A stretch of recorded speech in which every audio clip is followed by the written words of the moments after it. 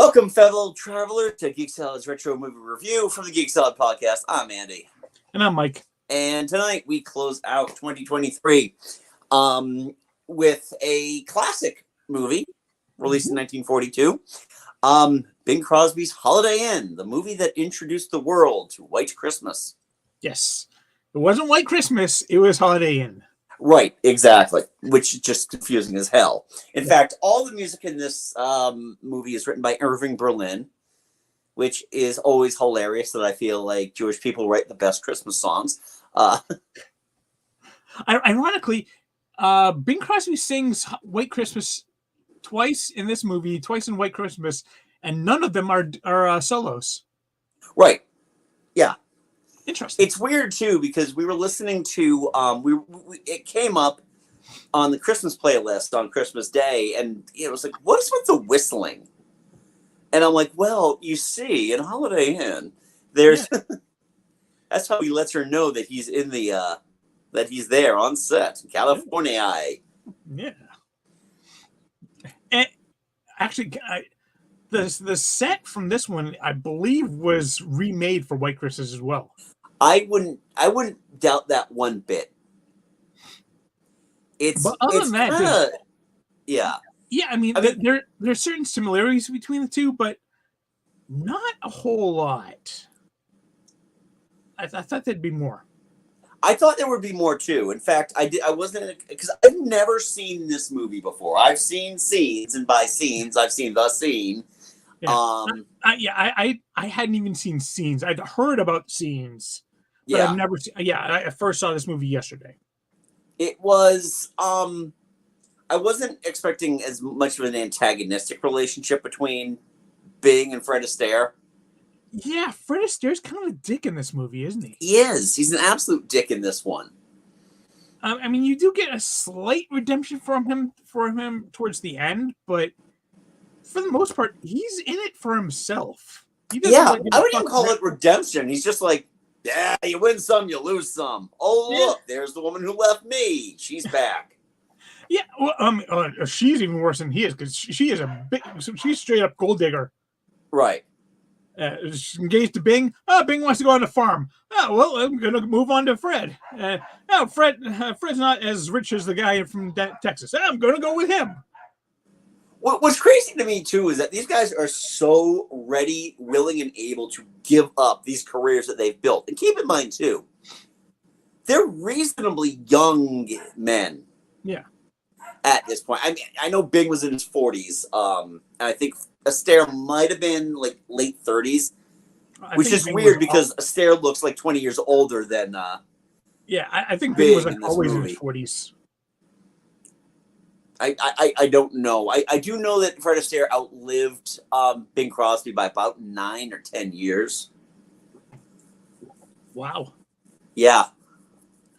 I also know that I texted you this. Apparently, they really wanted Ginger Rogers and Rita Hayworth for the two female leads. Yep. But after getting Fred Astaire and Bing Crosby, they couldn't afford them. Right. And it shows, too, because there is just like, I couldn't remember, there was just no real, and I know she has done work before, but what's her name? Marjorie Reynolds is just like, she's just kind of unremarkable in this movie. I actually rather enjoy her in this movie. I especially like when she actually confronts Bing towards the end. She's like, she's just laying it out, and Bing's like, I fucked up. Sorry. Yeah. Yeah, I don't know, but it's just something about that 1940s ingenue where it's like they're there for the romantic angle. Yeah. Oh, you're a showgirl? I'll throw that all away if I can land myself a fella. Now, like Lila, she was kind of throwaway for me, but I think Linda actually, I really liked her. I thought she was actually a solid character in this one. Right. I mean, I thought her dancing was pretty good, especially in the scenes that she shared with Astaire. Yeah. And I mean, when you're dancing with Fred Astaire, you gotta step up because he is easily one of the world's best. Well, yeah, and that's the other thing too, is that they hired me over Ginger Rogers. Yeah. But I mean, the thing is with this movie is, and this is kind of a thing with like 1930s, 1940s musicals, is that they're not musicals in the traditional sense. They're Right. the let's put on a show musical. Yeah. Every musical number is a performance piece. Yeah. Either in front of an audience or as a rehearsal piece, which is always rehearsed perfectly the first time. Yeah.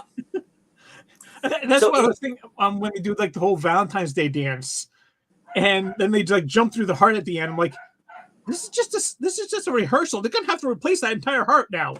Yep, exactly. And that's the weird thing about this entire premise of the Holiday Inn. First of all, it's kind of like, you'd be bringing in your big crowds on Valentine's Day. Nope, we'll just show you the rehearsal footage. Yeah.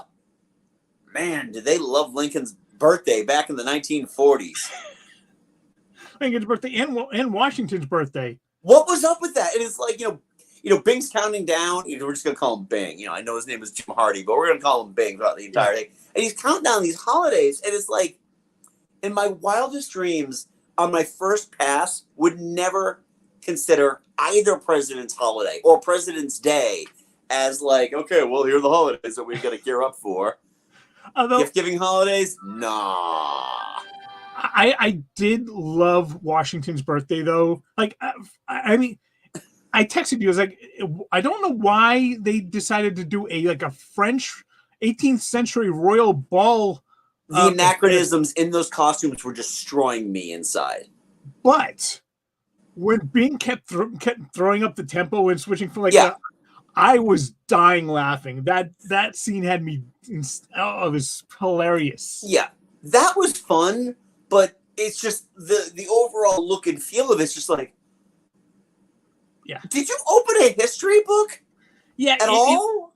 It was weird, but like then when like the whole interactions during the dance, that made, you know what, the French royal ball aesthetic is weird, but what they're doing with it is fun, so I'll let it slide. Right. Out of all the musical numbers, that honestly might be my favorite of the musical numbers themselves, just based on sheer execution of it. Oh. Again, you knew where those costumes were like coming out of the Paramount wardrobe somewhere. For me, the best dance was easily the firecracker dance. That was pretty interesting. That and he was literally dancing with squibs going off almost right under his feet. That was right. Fairly dangerous. Those are low wattage firecrackers. It's still, there was a lot of them going off while he was dancing. Yeah.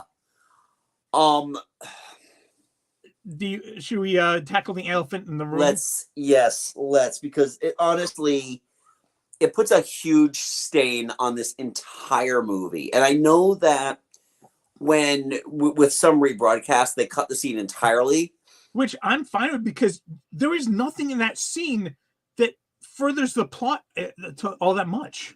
No, it doesn't. In fact, it kind of weakens the movie.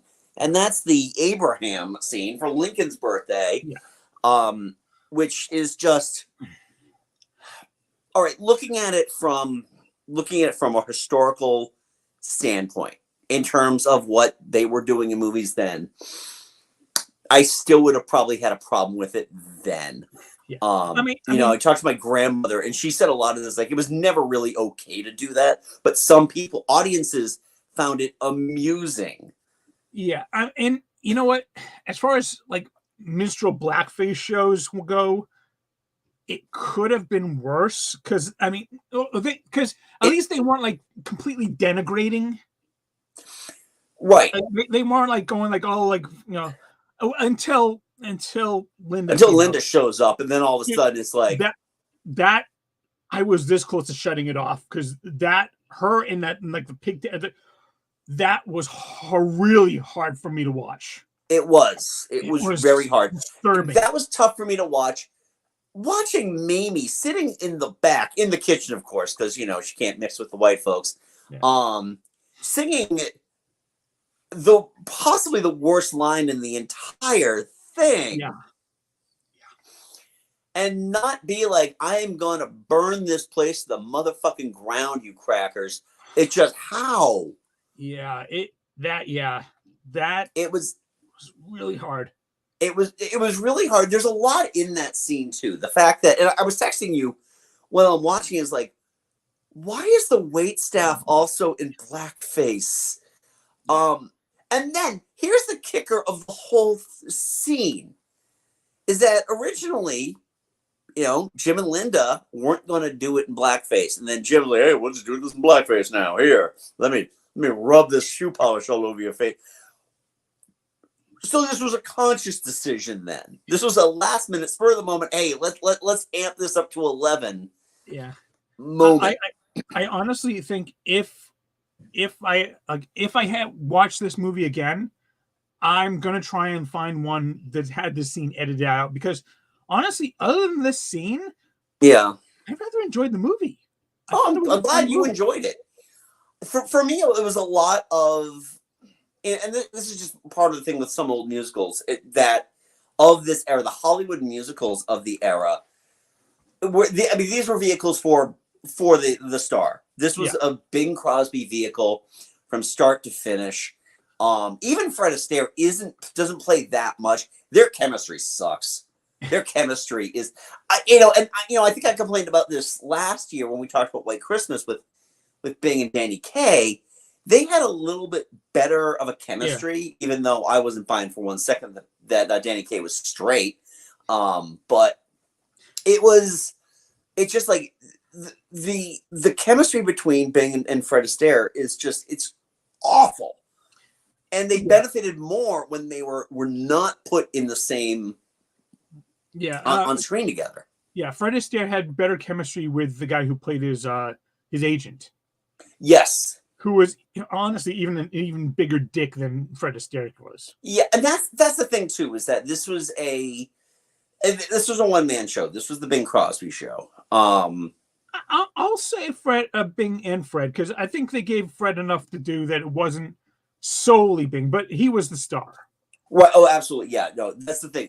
Fred Astaire was in a purely supporting part. Yeah. Oh, man, some of the 1940s isms in these movies, though, like at the very beginning, you get the kid playing the harmonica, and it's like the most enthusiastic anybody has ever played the harmonica ever. Like, yeah, it was pretty much a setup for, hey, we want you, Fred Astaire, to come dance with us. And that's what they got. Yeah, and then he shows up the kids, and it's like, oh, fuck you, Fred. What the hell's wrong with you? Actually, one thing I didn't learn is that whole, like, before Thanksgiving, that animated bit where the turkey kept jumping from the 27th to because it was right around this time that they decided to switch the date to the 27th, and like some people were still celebrating on the 20th, and some so that's why it was bouncing back and forth like that. Yeah, I know that, and that's probably one of those things that Bing, his secret meetings, was probably complaining about FDR screwing it all up for them. I swear one day we're gonna get a real Republican in the White House. Now get me another bag of Valencia oranges. My kids are stepping out of line again. Yeah. There's just something about this movie that, like, and I said last year I wasn't a big fan of White Christmas either, but it's like White Christmas had a little more life to it, I feel like, than this one. This one is built on a very flimsy premise. And through the magic of Hollywood storytelling, do you get sellout crowds on this weird specialized hotel in its first year of existence? Yeah.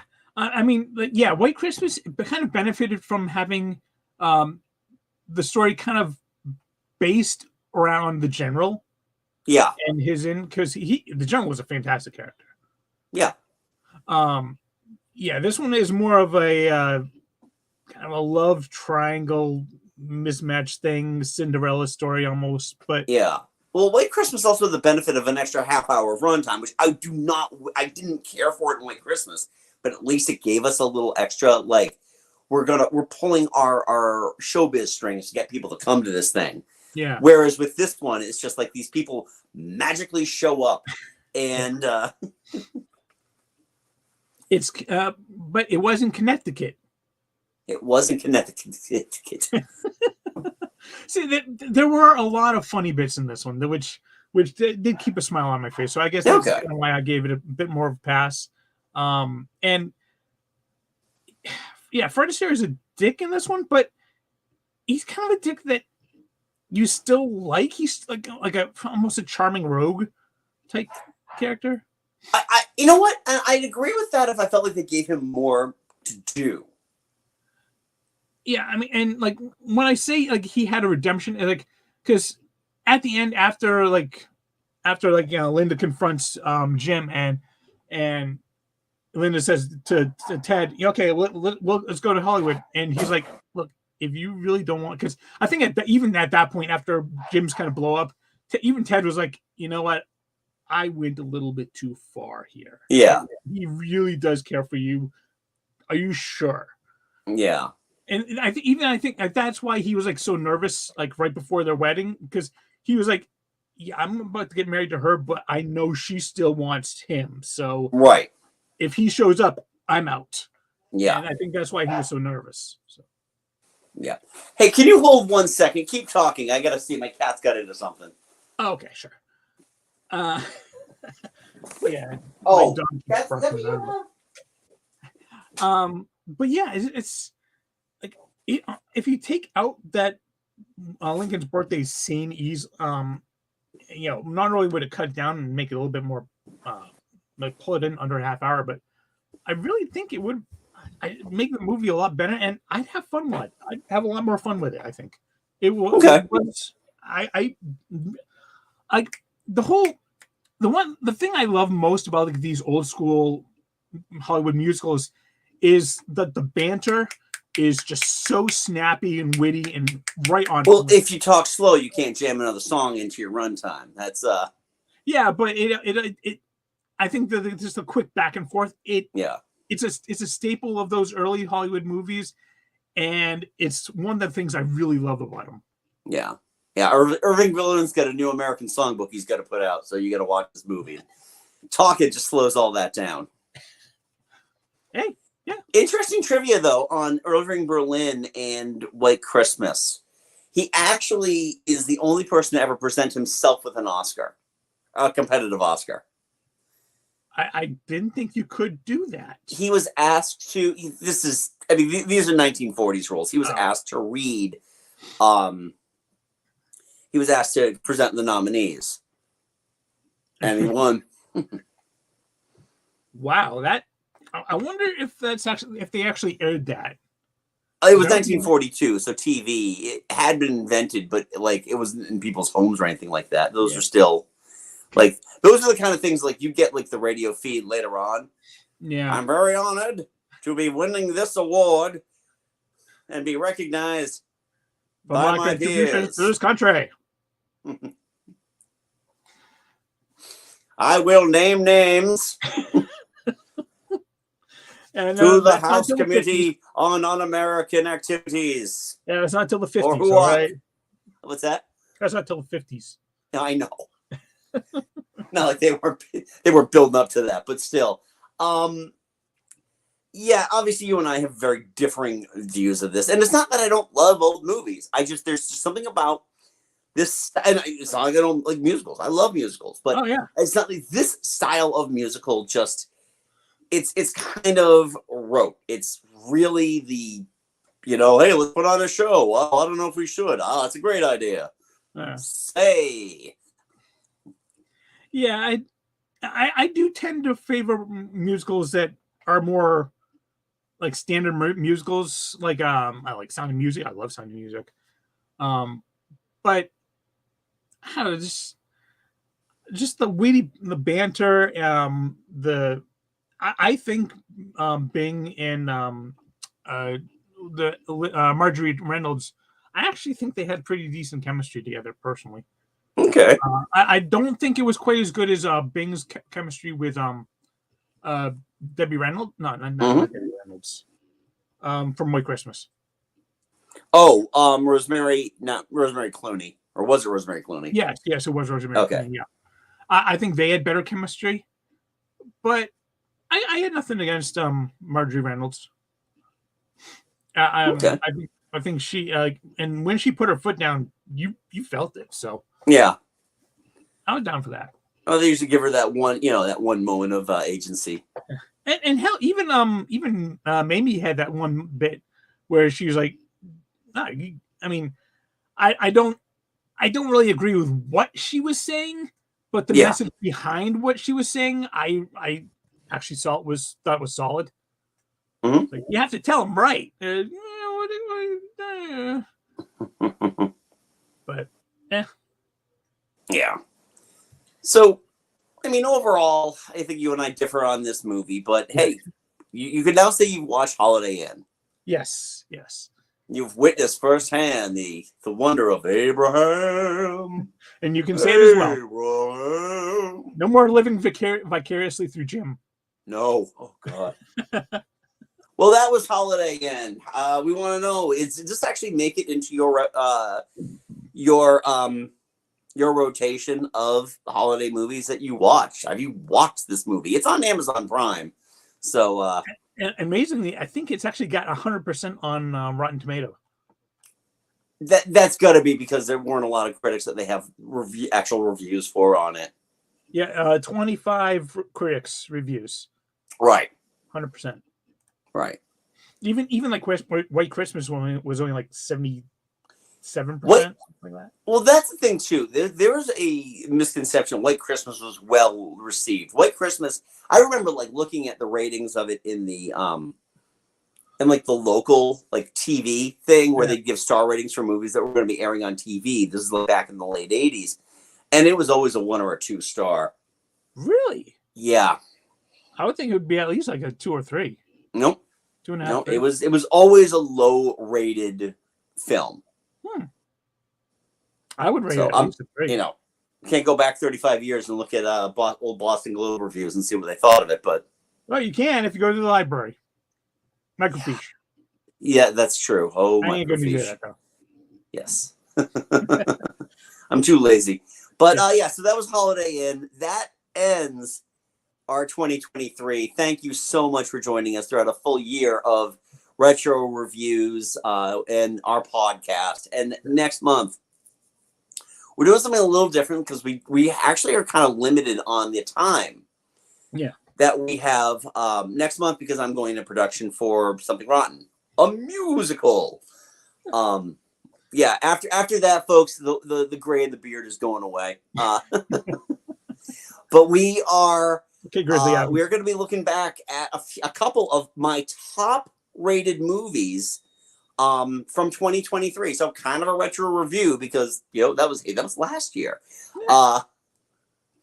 And we're going to be looking at a few of mine based on my Letterboxd ratings. I don't tend to write out reviews. I think I wrote out one review this year, and it was mainly just, here's what I liked about Babylon, but please let it go. It's not a great movie. It's serviceable in the first half. But all his like top 3 or 4 movies I have not seen. You haven't seen any of them? No, I have not. So actually, my top 4 you haven't seen. No, I have not. So we're going to take 3 of those. I'm going to watch them for the first time, and we're going to see if my ratings match up to his. Yeah, absolutely. And keep in mind, I'm a tough taskmaster at my ratings. These were all movies I rated 4.5 stars on Letterboxd. I did not give a single 5-star rating this year. You're not one of those guys that are like, nothing's perfect. I'm not going to give everything a 5 stars. No, I have a couple of 5-star movies that I've rated this year. Nothing released in 2023. But this year I had a lot of 3.5 stars. Just the way I am. Okay. But yeah, well, I mean, heck, not to give too much away. I saw The Iron Claw today. Yes, I knew you'd be watching that one. Yeah. 4 star. I would give it a 4 stars out of 5. And primarily, what stopped it from being 4.5 was the anachronisms that, as someone who grew up watching wrestling in the 1980s, especially World Class Championship Wrestling, oh my God. And the guy they found to play Ric Flair was literally like in the goofs of IMDb, it's like Ric Flair, obviously. Like, what's this Party City wig he's wearing right now? It was just, it turned great. But the movie itself is excellent. So I recommend that. That is not one of the movies we're going to be talking about next month, though. I actually heard that they took out the youngest Von Erich brother because they're like, yeah, that would be even more depressing than it actually. It would be. It's almost like people would start to believe that this story didn't really happen. Yeah. So it's the Von Erichs did not have a happy life. No, I'm glad they made the movie though. It's excellent. Zac Efron is amazing in it. He's a surprisingly good actor. Most people are like, oh, he's the High School Musical guy. No, right. That's the issue, and he completely disappears in this. So you can keep your Cillian Murphy, Cillian Murphy's. You can keep your Leonardo DiCaprio, and that guy who just completely disappears into Killers of the Flower. I'm kidding. It's totally Mike and Oscar, one of the podcasts I listen to. It's like a running joke they have. Wait, Leo was in that movie? I couldn't tell. He just disappears into it. But yeah, no. So that is next month, but. In the meantime, we are still doing the podcast, Geek Salad. You can get that wherever you get your podcast. So Spotify, iTunes, and Google Podcasts until April, and then it goes over to YouTube Podcasts.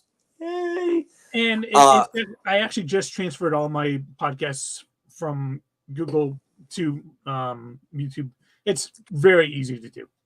Yeah, I did the same, but I'm going to stay on Google Podcasts for as long as I can, only because I just until I have to give it up, I'm completely staying with it. Yeah. So yeah, we got that. If you want to follow us on the socials, we're at Geek Salad Podcast on Facebook and at Geek Salad Radio on Twitter, on Blue Sky, and on Threads. So, folks, thank you so much for joining us in the year of our Lord 2023, and we will see you in the year of our Lord 2024. See you next year. See you next year. So anyway, until next time, I'm Andy. I'm Mike. Go forth and be nerdful. We'll talk to you later. Bye-bye.